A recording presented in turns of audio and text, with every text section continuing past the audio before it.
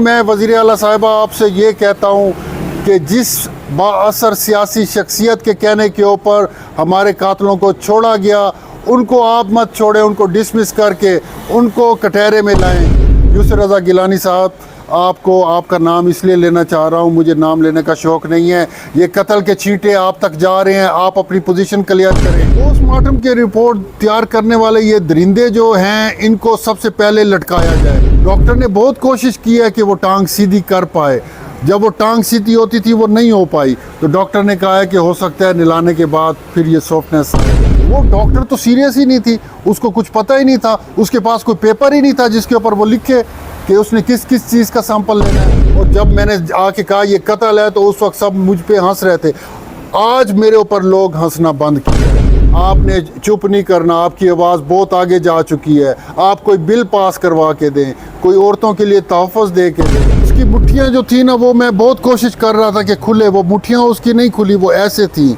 और दूसरा, उसका जो राइट साइड का जो घुटना था वो टूटा हुआ था। व्यूअर्स, वीडियो पर आने से पहले हमारे चैनल को सब्सक्राइब कर दें, लाइक कर दें और बेल आइकन के बटन को दबाना मत भूलिएगा। जब मैं क्राइम सीन के ऊपर पहुंचा, मैंने कहा फोरेंसिक टीम आएगी तो हम अंदर जाएंगे, वरना हम अंदर नहीं जाएंगे। मैं 100% नहीं 200% कहता हूं कि ये खुला एक लोग ने मर्डर नहीं किया, ये 3-4 लोगों ने मिलकर इस बच्ची को मारा है। ये फोरेंसिक टीम की कारकर्दगी है। अगर ये उस दिन फोरेंसिक टीम ना होती, आज ये इंसाफ के पहला स्टेप हम सीढ़ी पे नहीं चढ़ सकते थे। जी हाँ, उसकी मुट्ठियाँ जो थी ना, वो मैं बहुत कोशिश कर रहा था कि खुले, वो मुट्ठियाँ उसकी नहीं खुली, वो ऐसे थी। और दूसरा, उसका जो राइट साइड का जो घुटना था वो टूटा हुआ था। डॉक्टर ने बहुत कोशिश की है कि वो टांग सीधी कर पाए। जब वो टांग सीधी होती थी वो नहीं हो पाई, तो डॉक्टर ने कहा है कि हो सकता है निलाने के बाद फिर ये सॉफ्टनेस आए तो ये सीधी हो। सानिया जो थी वो प्रेग्नेंट थी, लेकिन पोस्टमार्टम रिपोर्ट आती है वो तो इस चीज़ की नफ़ी कर देती है। पोस्टमार्टम की रिपोर्ट तैयार करने वाले ये दरिंदे जो हैं, इनको सबसे पहले लटकाया जाए, इनको मुअत्तल किया जाए। वज़ीर आला साहिबा, प्राइम मिनिस्टर साहिबा, चीफ जस्टिस साहिबा, जो भी ये DNA की रिपोर्ट को जल्दी से तब्दील करती हैं बाअसर शख्सियात के कहने के ऊपर या पैसे के अवज़, उनको ये नहीं पता कि कल को अगर खुदा न खास्ता आपकी बेटी इधर होती तो फिर आप क्या करते। आज मैं इस दर से गुजर रहा हूँ। पोस्टमार्टम की रिपोर्ट जो बनाई गई है, ये जल्दी में बनाई गई है और किसी के कहने पे बनाई गई है। पोस्टमार्टम रिपोर्ट जो बनाने के लिए डॉक्टर मौजूद थी, वो इसकी अहल थी। कहा जा रहा है कि वो अहल ही ना थी। पोस्टमार्टम की जो डॉक्टर आई थी वो तो अंदर रुकी नहीं है, 5 मिनट रुकती थी तो वो तो बाहर आ जाती थी। वो तो पुलिस वालों से पूछ रही होती थी इसके साथ क्या हुआ है, हमने किस किस का सैंपल लेना है, हमें तो बताया नहीं गया, मैं तो नई आई हूँ, मुझे तो पता नहीं। वो डॉक्टर तो सीरियस ही नहीं थी, उसको कुछ पता ही नहीं था, उसके पास कोई पेपर ही नहीं था जिसके ऊपर वो लिखे कि उसने किस किस चीज़ का सैंपल लेना है। जबकि मैं कह रहा हूँ शोर मचा मचा के कि बच्ची प्रेग्नेंट थी, आप सबसे पहले इस चीज़ का सैंपल लें। नहीं, हमें पता है, हम वर्बली हम याद रखते हैं हर चीज़ें। अनमेच्योर थी, उधर ऐसे जैसे डेड बॉडी टेबल पे पड़ी है, वो बाहर खड़ी है। अब उसका असिस्टेंट जो है ना, वो भी अपना अनमेच्योर सा बंदा, लगता तो वो एजेड था, लेकिन उसकी जो बॉडी लैंग्वेज थी वो बता रही थी कि वो सीरियस नहीं है वो पोस्टमार्टम करने में। लेकिन वो टीम ना एल टीम थी, उन्होंने 10-15-20 मिनट या ज़्यादा से ज़्यादा आधे घंटे में वो पोस्टमार्टम करके, इतनी मेहनत करके हम लोग यहाँ तक पहुँचे हैं। आप पोस्टमार्टम के लिए इंटरेस्ट ही नहीं रखते, आप ऐसी डॉक्टर को भेज रहे हो जिसको डेड बॉडी के बारे में कुछ भी नहीं पता। मैं कह रहा हूँ कि इसका जो है ना, वो प्रेग्नेंट जो बच्ची थी उसका टेस्ट करें, इसके सारे टेस्ट करें। तो उस वक्त आप बाहर जाके मज़े से पुलिस वालों से पूछती हैं कि बच्ची के साथ हुआ क्या है। जब मैं बता रहा हूँ तो मेरी बात आप सुन नहीं रही, जब वो लोग बता रहे हैं तो वो उसकी आप सीरियस हो नहीं रही, आप मजाक कर रही हैं। यानी डॉक्टर ड्यूटी पर तो आती है, लेकिन वो क्राइम सीन पर नहीं रुकती, बाहर आ जाती है। बस सारी जो रिपोर्ट है वो फर्जी तैयार की गई है, इसमें कोई हकीकत नहीं है।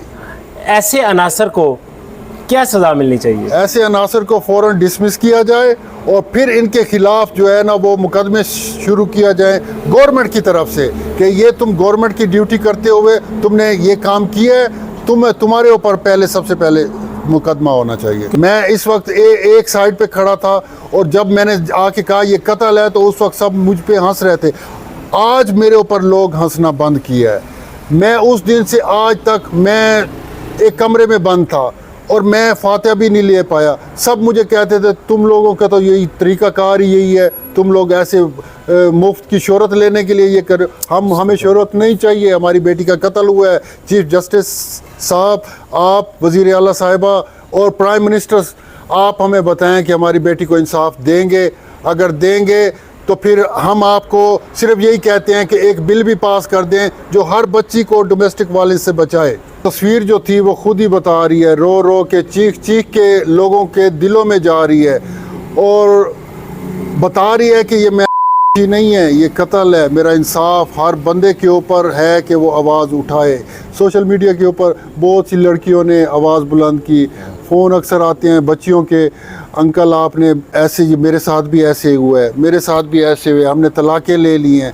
आपने चुप नहीं करना, आपकी आवाज़ बहुत आगे जा चुकी है। आप कोई बिल पास करवा के दें, कोई औरतों के लिए तहफ़्फ़ुज़ दे के दें। वज़ीर आला साहिबा, आप जो स्टेप ले रही हैं, जो कर रही हैं, औरतों के लिए प्लीज़ कुछ करके जाएँ।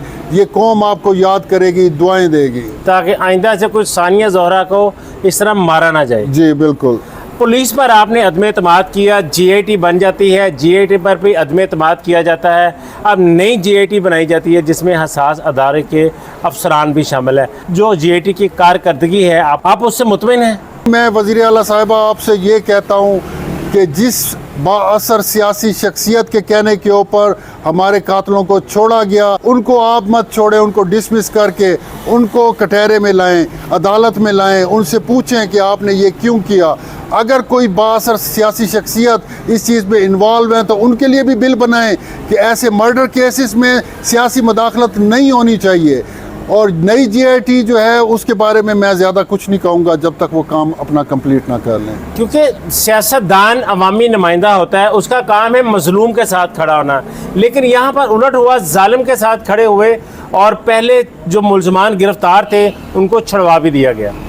जी, ये पाकिस्तान का बहुत बड़ा सानिया समझ लें या ऐसे एक सिलसिला समझ लें। वडेरा शाही सिस्टम है। गिलानी ख़ानदान ने मुल्तान को एक यरगमाल बनाया हुआ है और वो जिसको चाहें अरेस्ट करवाएं, जिसको चाहें छुड़वाएं। कत्ल के मुकदमे को जो है ना वो आम सा कत्ल फांसी में कन्वर्ट कर दें।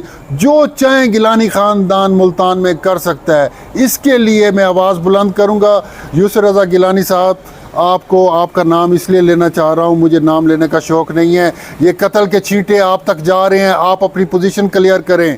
आप हमें बताएं कि आपने क्या किसी के कहने के ऊपर फ़ोन करवाया था CPO को या मुल्तान पुलिस को कि इस कातलों को छोड़ दें। अगर नहीं करवाया या करवाया, जो भी है अपनी पोजीशन क्लियर करें, वरना हमारे आवाज़ें बुलंद होती रहेंगी। हम बैठे हैं, हम चुप करके सब्र करके अपनी बेटी के इंसाफ तक ज़मीनों पे बैठे हैं, चुप करके अदालत की तरफ देख रहे हैं, ऊपर अल्लाह की तरफ देख रहे हैं। सैयद अब्बास शाह बुखारी एक मुल्तान की ताकतवर शख्सियत है, मजहबी तौर पर भी, सियासी तौर पर भी। आपको इंसाफ के हसूल के लिए इतनी मुश्किलात का सामना है, तो क्या आम आदमी की जो बेटी है उसको इंसाफ मिलेगा? मैं समझता हूँ कि आम इंसान तो यहाँ तक ही नहीं पहुँच सकता।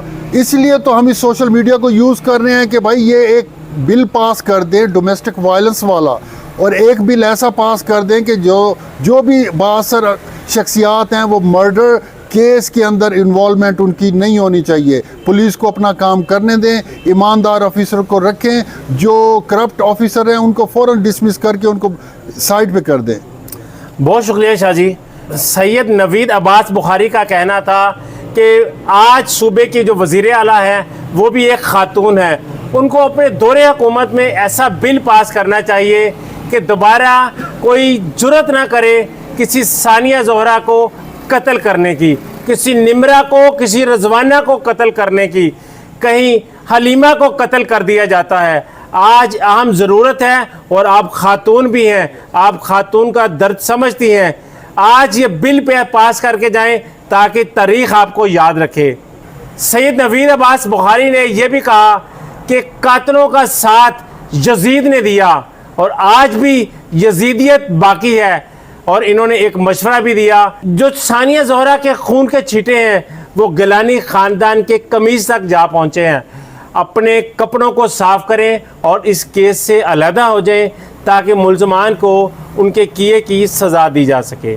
आखिर में एक बात करूँगा कि सानिया ज़ोहरा, पहले भी मैं कई बार मुल्तान आया, चीख कर आप लोगों को कहा कि सानिया ज़ोहरा की आवाज़ बने। जो हैशटैग आप लोगों ने तरतीब दिया था उसकी वजह से आज सानिया के कातिल जो हैं वो अय्या हो गए, नंगे हो गए।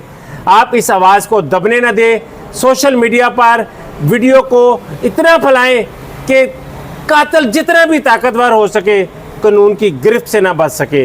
ये आप लोग हैं जिसकी वजह से आज वो कातिल साबित हुए जो का राग अलाप रहे थे। अगली वीडियो तक के लिए अपने मेज़बान राना दिलशाद को दीजिए इजाज़त। अल्लाह हाफिज़।